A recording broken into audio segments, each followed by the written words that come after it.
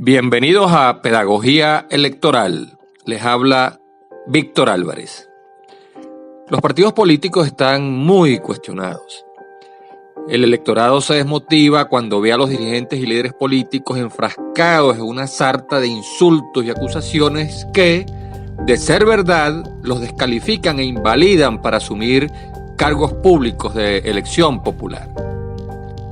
Con 80% de rechazo al gobierno y sus candidatos, el país descontento tiene la oportunidad de ganar la mayoría de gobernaciones y alcaldías en las megaelecciones del 21 de noviembre.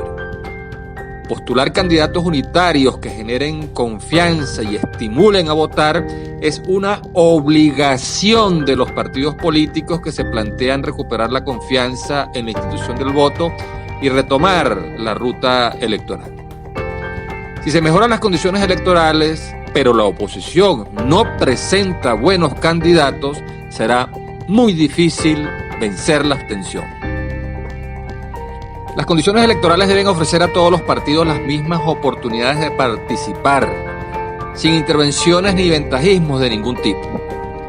No contribuye a la celebración de unas elecciones competitivas y legalizar partidos políticos o despojar sus nombres y símbolos para entregárselos a disidentes que le hacen el juego al gobierno. En la serie 10 conversaciones estelares con 10 mujeres comprometidas con una solución electoral y pacífica a la crisis venezolana, hemos invitado a Mercedes Malavé, comunicadora social egresada de la Universidad Católica Andrés Bello, con doctorado en la Universidad Pontificia de la Santa Cruz, profesora en la Universidad Monte Ávila, directora de formación del IFEDEC, dirigente político y presidenta del partido Unión y Progreso. Con ella vamos a profundizar en el examen de las condiciones electorales y de la situación interna de los partidos políticos de cara a las megaelecciones del 21 de noviembre. Y para que nos rinda el tiempo, vamos con nuestra primera pregunta. A Mercedes Malavé la conocimos como presidenta de COPEI. Fue toda una revelación entre los partidos de la oposición y en el mundo de la política venezolana, ver y escuchar a aquella joven voz con posiciones muy sensatas y autocríticas de la acción política de los partidos de la oposición. Pero de pronto, Mercedes dejó de ser presidenta de COPEI y apareció como presidenta de otro partido llamado Unión y Progreso. Mercedes, ¿qué fue lo que pasó? A la luz de tu experiencia personal, ayúdanos a explicarle a nuestra audiencia cómo es que se intervienen los partidos políticos en Venezuela para crear una oposición a la medida del gobierno. Muchísimas gracias, Víctor, por tu generosa presentación y por la oportunidad de compartir a través de tus medios de comunicación estas reflexiones políticas. A propósito de tu primera pregunta, creo que la judicialización de la política forma parte de esas aberraciones del sistema político venezolano actual, que es propio de sistemas autoritarios que además se encaminan a ser totalitarios. Hace unas semanas, Mibelis Acevedo escribió un artículo sobre el sistema de partido único cubano y me gustaría citarla. Cito: un sistema de partido único, martiano-fidelista y marxista-leninista, y con facultad supraconstitucional, encajó en la isla de Cuba esa fullera democracia directa y participativa que derogaba el sistema burgués liberal de partidos. La ley electoral cubana es clara: ningún partido tiene derecho a postular candidatos. De hecho, el único partido legalizado es el PCC, el Partido Comunista Cubano. El sistema de partido único es el que defiende la idea de someter la ideología de un sistema político a un solo orden de intereses, los intereses del pueblo. Y continúa Mibelis diciendo: un centro de poder definido, una ideología oficial, una activa movilización que habilita el partido único y una serie de grupos subsidiarios, conformando una nueva institucionalidad. En virtud de eso, el sistema cubano entraría, según Lins, en el rango de un autoritarismo totalitario que calzó en la horma del caudillismo latinoamericano. El papel ductor de la sociedad y el Estado que ejerce el PCC y que conculca la libertad de asociación propia del pluripartidismo, también aspiraría a hacerse del alma del individuo, decidir por él sobre lo bueno y lo malo, infiltrar a fondo su vida privada, borrar fronteras entre lo público y lo íntimo. Fin de la cita. Es claro que judicializar la política, intervenir en los partidos, para intervenir también indirectamente en las postulaciones, pues nos encamina hacia un sistema totalitario.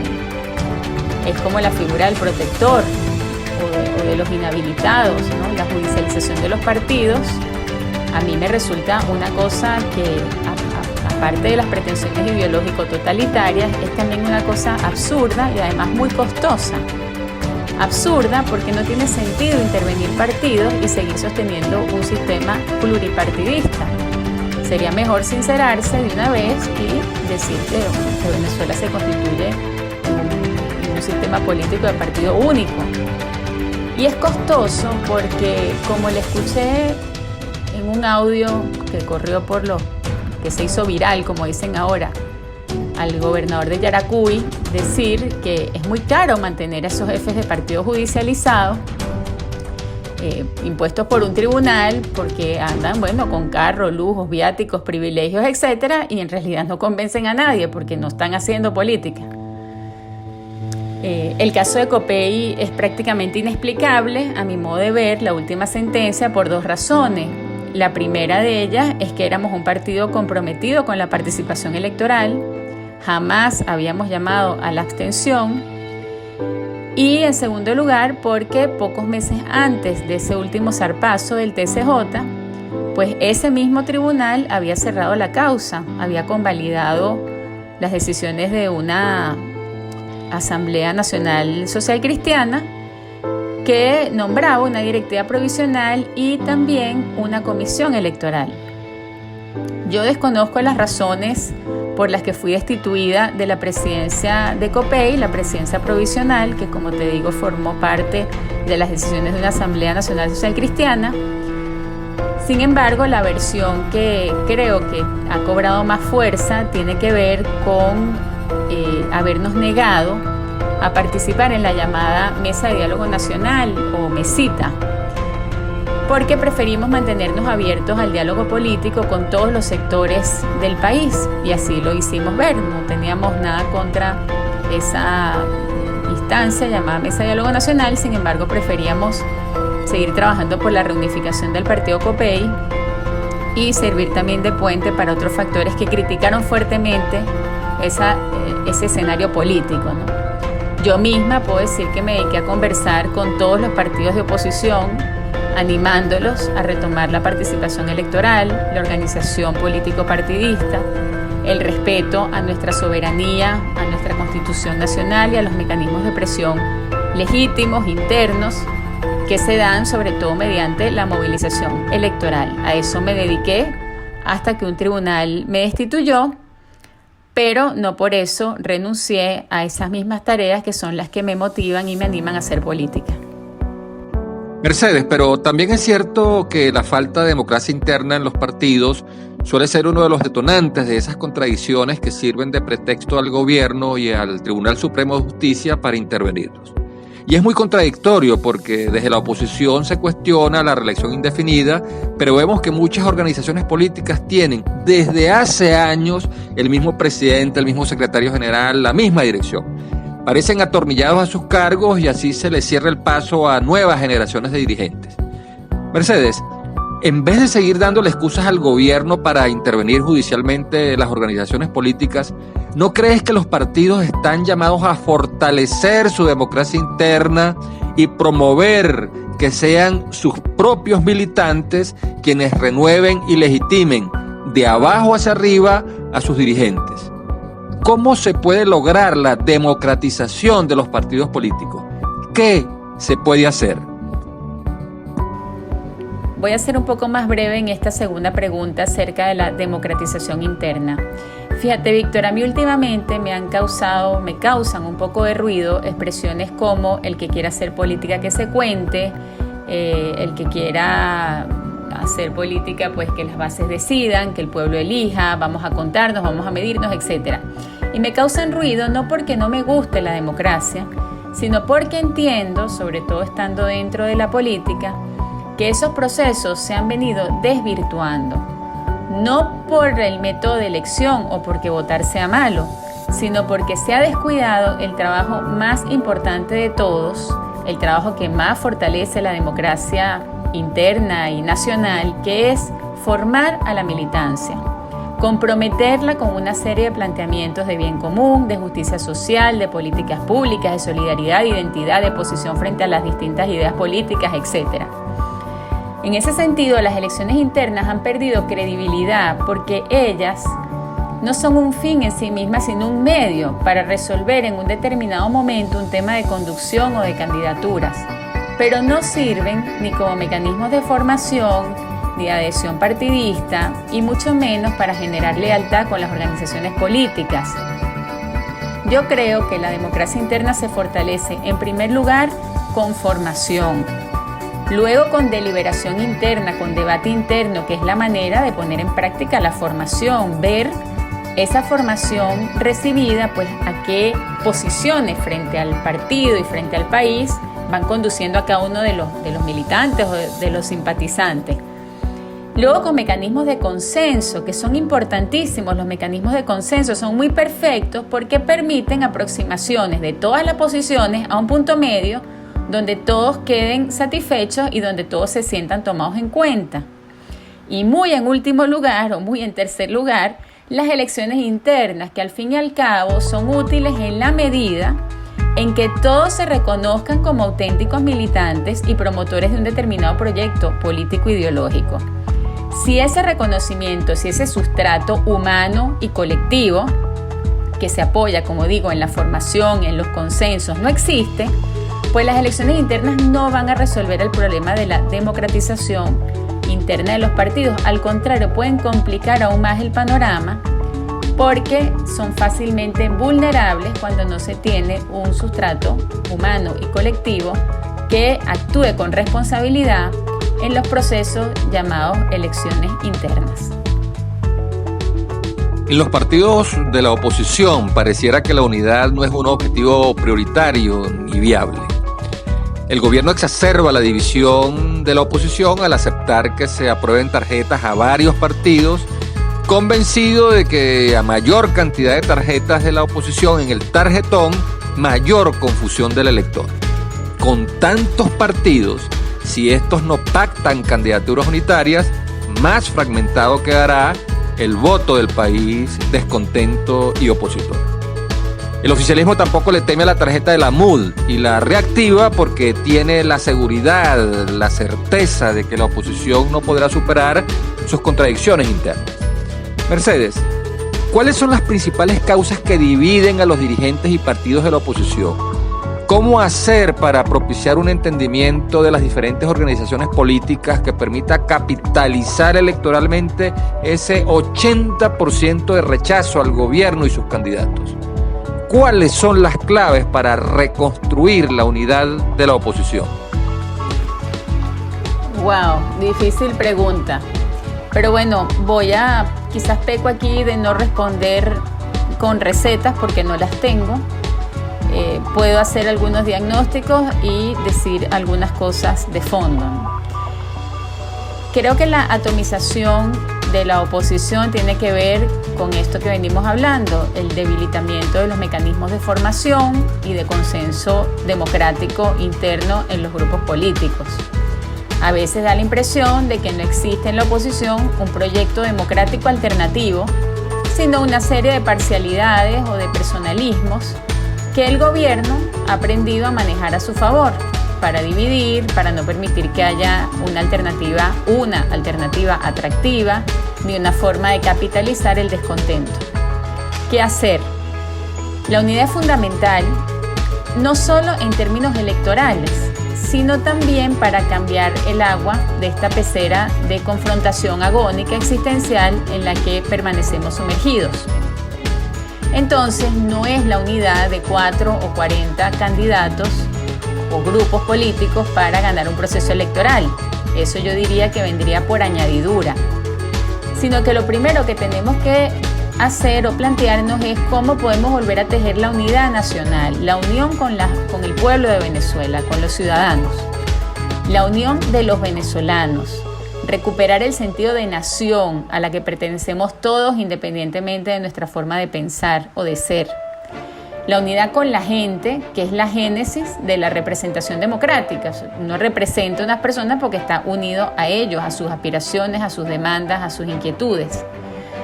Lo que debemos hacer es beber de la fuente de la unidad nacional otra vez, beber de la fuente, de la génesis, de cómo se genera esa unión que después se vuelve representación. Aprovechando los eventos electorales, claro que sí, para fortalecer las organizaciones políticas, y sí, cómo no, con la mayor cantidad de alianzas posibles, pero sobre todo con la mayor cantidad de liderazgos auténticos, representativos, creíbles y capaces. Unidad en torno a los verdaderos líderes que han hecho un trabajo en la comunidad, en el sector, que vienen de una lucha democrática y que son ampliamente creíbles por su trayectoria. Por eso yo creo que para hablar de la unidad hay que pensar fuera de la caja, hacer el trabajo político de abajo hacia arriba, escuchar a las regiones, exigirles a los municipios, a las bases políticas nivel, capacidad de consensuar, de debatir, de reconciliar, de unir, de llegar a acuerdos. La unidad, el triunfo electoral, la capitalización del descontento, etc. Todo eso será consecuencia de haber elevado el nivel de aspiraciones de los políticos para que sean capaces de trascender proyectos personales y se embarquen en un verdadero proyecto con P mayúscula de recuperación democrática.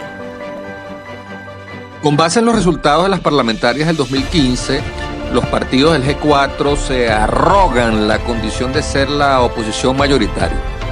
Pero ¿cómo saber si esa correlación de fuerza sigue siendo la misma si no han vuelto a medirse en las elecciones presidenciales, parlamentarias, de gobernadores y alcaldes que se han convocado desde aquel 2015?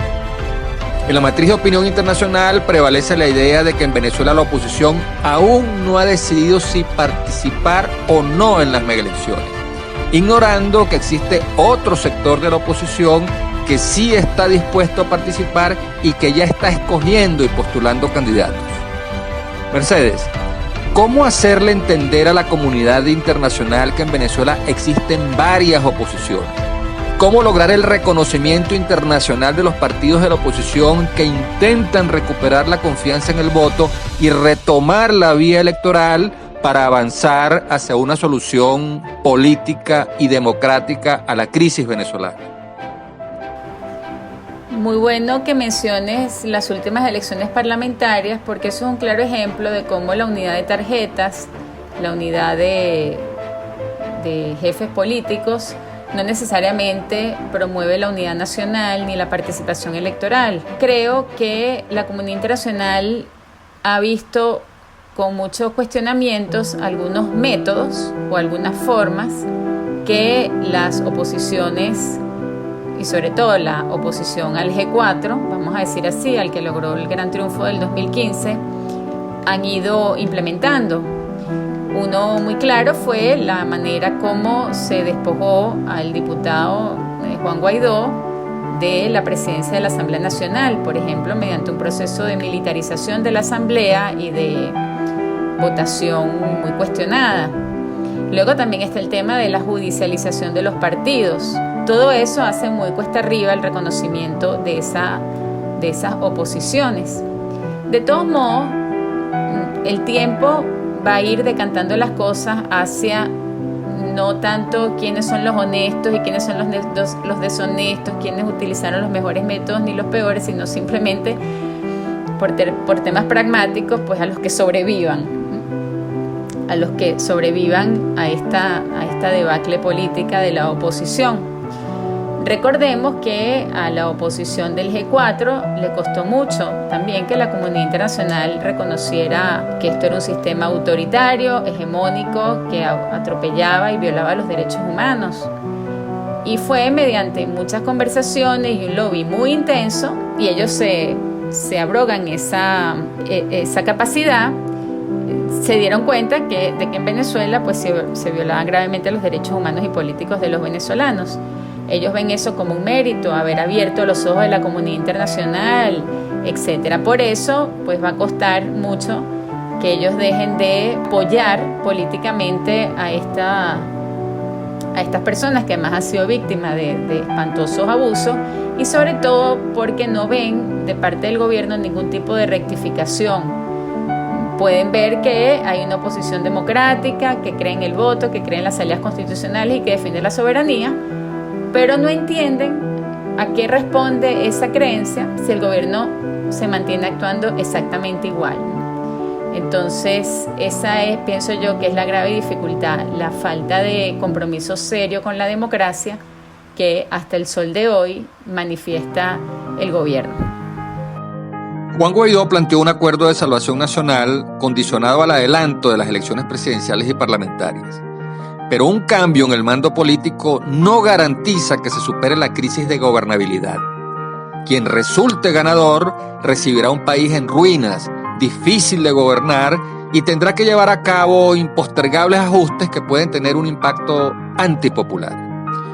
Mercedes, ya para finalizar esta interesante conversación, ¿cuál es la esperanza de vida de un nuevo gobierno que, en las condiciones de un país exhausto por una larga crisis, tenga que aplicar drásticas medidas de ajuste económico, despolitizar y reinstitucionalizar los poderes públicos y desarmar a los colectivos? O sea, ¿ves viable que la mediación internacional haga una oferta creíble al oficialismo y oposición de sustituir sanciones por incentivos a cambio de firmar un acuerdo de salvación nacional y conformar un gobierno de coalición? ¿Cuál pudiera ser la contribución de los partidos para generar una opinión pública que exija a Maduro y Guaidó ponerse de acuerdo en torno a una agenda de interés nacional? Creo que la respuesta a esta última pregunta la está dando de alguna manera Fede Cámaras y la Iglesia cuando insisten en la necesidad de promover una negociación seria en el país. Una negociación que tenga como principal objetivo resolver el problema institucional, la gobernabilidad y, por supuesto, el modelo socioeconómico venezolano que está haciendo sufrir a tantos venezolanos dentro y fuera del territorio. Hay que insistir en la seriedad de los actores políticos, hay que ejercer presión en ese sentido, pienso que ya se está haciendo, sin embargo, todavía esa presión es muy incipiente. Factores extremistas del gobierno y de la oposición no se sienten todavía presionados suficientemente desde sus propias filas o desde la comunidad internacional o desde las filas contrarias a cambiar sus posiciones. Hay todavía un estancamiento, un status quo muy fuerte que no tiene incentivos y no ve necesario contribuir a una negociación seria en el país y siguen, debatiendo cositas, ¿no? Dame esto, yo te doy esto, pero no está el país en el centro de la discusión. Las negociaciones son muy complicadas. Siempre pongo el ejemplo de Guatemala. 10 años de negociaciones, 18 acuerdos de gobernabilidad y todavía muchos de ellos ni siquiera se han implementado en el país. Sigue siendo una deuda con la democracia, con la participación, con la igualdad, con la justicia social, con los derechos humanos pendiente en Guatemala.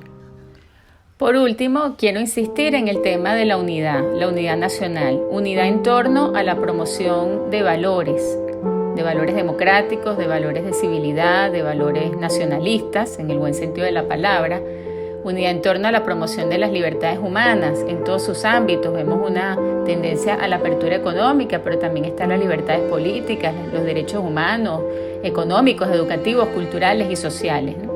Volver a querer una nación unida por voluntades de hombres y mujeres libres y no unidad de seres dominados o sometidos ideológicamente o económicamente. En ese sentido, las violaciones reiteradas a la Constitución, por un lado, las sanciones económicas como medidas punitivas por el otro, no favorecen el ejercicio de las libertades humanas ni una negociación basada en libertades y responsabilidades serias, ¿no? Sino por el contrario, van sumando obstáculos a todo ese viaje, vamos a decir, ese itinerario que debemos emprender nuevamente como país, reconciliarnos con la libertad del otro, con su manera de pensar y fortalecer así desde la libertad, desde espacios de libertad, la unidad nacional. Unidad alrededor de la defensa de la democracia como el mejor sistema de gobierno que garantiza el balance y el equilibrio en el ejercicio del poder público, la representación política, la participación ciudadana, acabar con esos modelos de sectarismo político, de antipolítica, de mesianismos, de populismos, que son los peligros más fuertes que tiene el sistema democrático en el mundo entero y que debemos combatir en unidad nacional por encima de partidos e ideologías. Unidad alrededor del respeto de nuestra soberanía nacional, que supone la conciencia de que vivimos en un país con un potencial económico inmenso y que nos corresponde a nosotros, a todos los venezolanos, custodiar, desarrollar entre venezolanos y para los venezolanos. Y por último, una unidad nacional abierta al mundo, a la cooperación, a la integración latinoamericana. Ese nacionalismo exacerbado desemboca en las peores ideas y acciones políticas, lo hemos visto en Europa. Como venezolanos, debemos sentirnos parte del continente latinoamericano, estrechar lazos de unión y cooperación, apertura comercial entre nosotros, los hermanos latinoamericanos.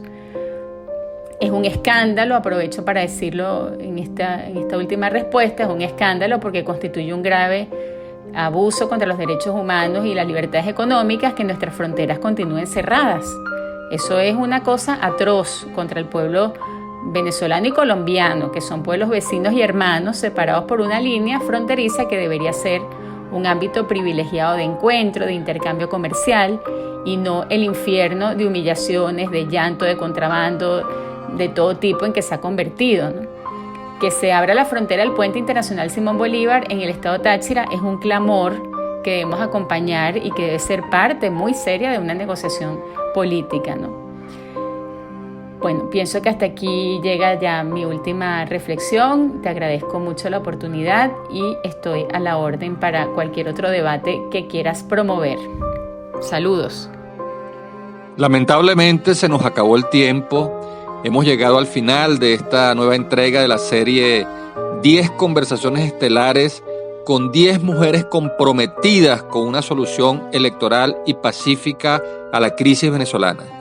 Agradecemos enormemente a Mercedes Malavé por sus valiosos aportes que nos ayudan a entender con más claridad el estado actual de las condiciones electorales y de la situación interna de los partidos políticos de cara a las megaelecciones convocadas para el próximo 1 de noviembre. Nos despedimos hasta una próxima conversación de pedagogía electoral. Hasta entonces.